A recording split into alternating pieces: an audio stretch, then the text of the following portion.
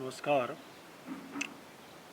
आज हम अध्ययन करेंगे वाइगोत्स्की का सामाजिक सांस्कृतिक एवं सामाजिक संज्ञानात्मक सिद्धांत। वाइगोत्स्की का अधिगम सिद्धांत या कहें वाइगोत्स्की का संज्ञानात्मक विकास का सिद्धांत निम्नलिखित बिंदुओं पर आधारित है। वाइगोत्स्की ने संज्ञानात्मक विकास में भाषा को प्रमुख साधन माना है।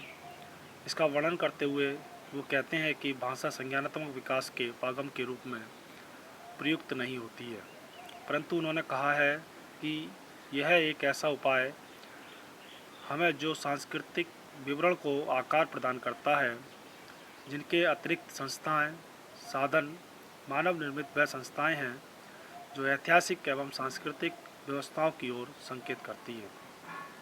अंतःक्रिया। वाइगोत्स्की ने अंतःक्रिया को सीखने में महत्वपूर्ण माना है। अंतःक्रिया के विकास माध्यम से छात्र में स्वतः प्रेरणा उत्पन्न होती है, जो कि उसको सीखने में सहायता करती है।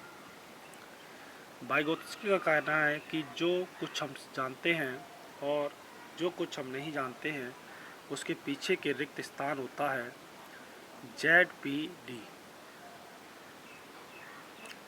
छात्र को सीखने के लिए आकर्षित करती है और छात्र नवीन तथ्यों को में सीखने का प्रयास करता है। संस्कृति विशिष्ट व्यवहार परिवर्तन और मानसिक कार्य में परिवर्तन को प्रदर्शित करती है और उसके अतिरिक्त मानव व्यवहार के विकास का नवीन स्थान निर्धारित करती है। ZPD के कारण छात्रों के अधिगम स्तर में भिन्नता होती है, क्योंकि जो छात्र जानने वाले ज्ञान और नहीं जानने वाले ज्ञान के मध्य संबंध स्थापित करने में सक्षम होते हैं, उनका अधिगम स्तर सामान्य से कम होता है।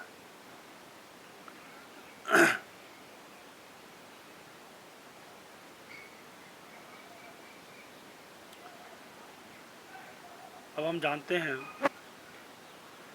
कि वाइगोत्स्की का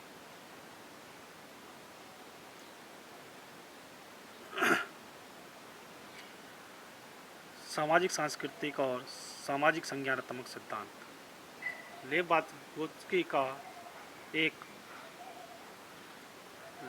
वाइगोत्स्की एक रूसी मनोवैज्ञानिक थे, जिनका जन्म सन 1896 में सोवियत रूस में हुआ।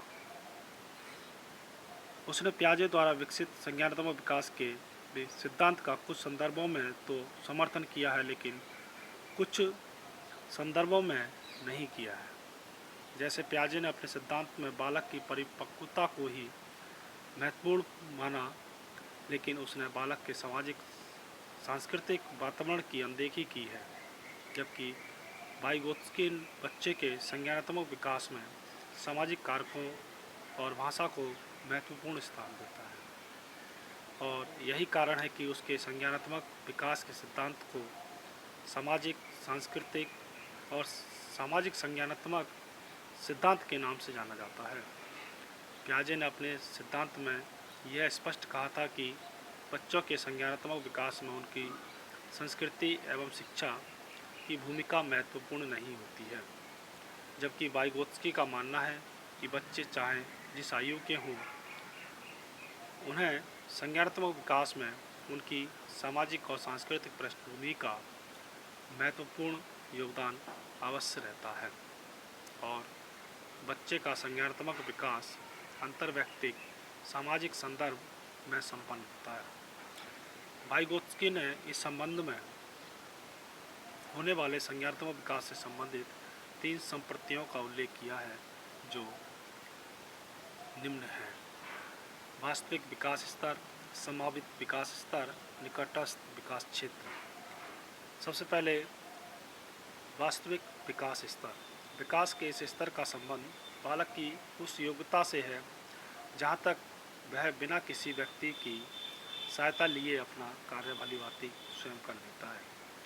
विकास के इस स्तर को विकास का वर्तमान स्तर भी कहते हैं, प्रेजेंट लेवल ऑफ डेवलपमेंट। दूसरा आता है संभावित विकास स्तर, लेवल ऑफ प्रॉक्सिमल डेवलपमेंट। विकास का संभावित स्तर वह कहलाता है जहाँ बालक स्वयं तो उस कार्य को नहीं कर पाता, लेकिन दूसरों की सहायता या मार्गदर्शन प्राप्त करके उस कार्य को करने में सफल हो जाता है। निकटस्थ विकास क्षेत्र, जोन ऑफ प्रॉक्सिमल डेवलपमेंट। प्रथम दो विकास स्तरों अर्थात वास्तविक विकास स्तर और संभावित विकास स्तर के बीच के अंतर को निकटस्थ या समीपस्थ विकास क्षेत्र के नाम से जाना जाता है। इस क्षेत्र से अभिप्राय उन जटिल कार्यों की सीमा रेखा या विस्तार निर्धारित करने से है जहाँ तक बालक उन कार्यों को स्वयं या स्वतंत्र रूप में नहीं कर पाता, लेकिन दूसरे योग्य, अनुभवी और कुशल व्यक्तियों के सहयोग से उन्हें कर लेता है। उदाहरण के तौर पर मान लीजिए अभिसार गणित में 3 संख्याओं का लघुत्तम समावर्त एलसीएम अथवा महत्तम समावर्त तो स्वयं आसानी से कर लेता है, लेकिन 3 से अधिक संख्याओं का एलसीएम व एचसीएफ नहीं कर पाता है।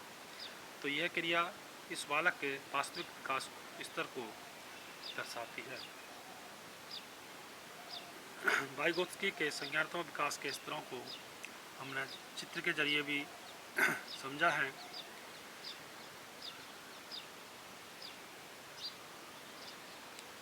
या एचसीएफ, यदि यही बालक 3 से अधिक संख्याओं का एलसीएम और एचसीएफ अपने अभिभावकों, मित्रों, भाई बहनों या ट्यूटर की सहायता से आसानी से कर पाता है, तो यह क्रिया इस बालक के निकटस्थ विकास क्षेत्र जेडपीडी की परिधि तय करेगी। ठीक इसी प्रकार यदि कोई बालक स्वयं खड़ा नहीं हो पाता है, लेकिन अपनी माँ के दोनों हाथों से सहारा पाकर खड़ा हो जाता है और कुछ समय बाद माँ की एक उंगली पकड़कर ही खड़ा हो जाता है और अंततः बालक बिना किसी सहारे के स्वयं खड़ा हो जाता है, तो इस प्रकार एक के बाद एक क्रम से दी जाने वाली क्रमिक सहायता मचान अथवा पाड़ कहलाती है। जेडपीडी का चित्रात्मक स्वरूप संलग्न है, जिसमें आप देख रहे हैं। वाइगोत्स्की ने इस तथ्य पर भी विचार किया है कि वयस्कों के साथ की गई सामाजिक अंतर्क्रिया बालकों के संज्ञानात्मक विकास में किस प्रकार उपयोगी सिद्ध होती है। देखने में आया है कि यह सब पारस्परिक शिक्षण के रूप में घटित होता है, जिसमें शिक्षक या अन्य व्यक्ति या बालक बारी-बारी से क्रिया को इस तरीके से संपादित करते हैं। अब बात करते हैं वाइगोत्स्की के सिद्धांत की कुछ विशेषताओं की। सीखना एक सार्वभौमिक क्रिया है जो निरंतर चलती रहती है।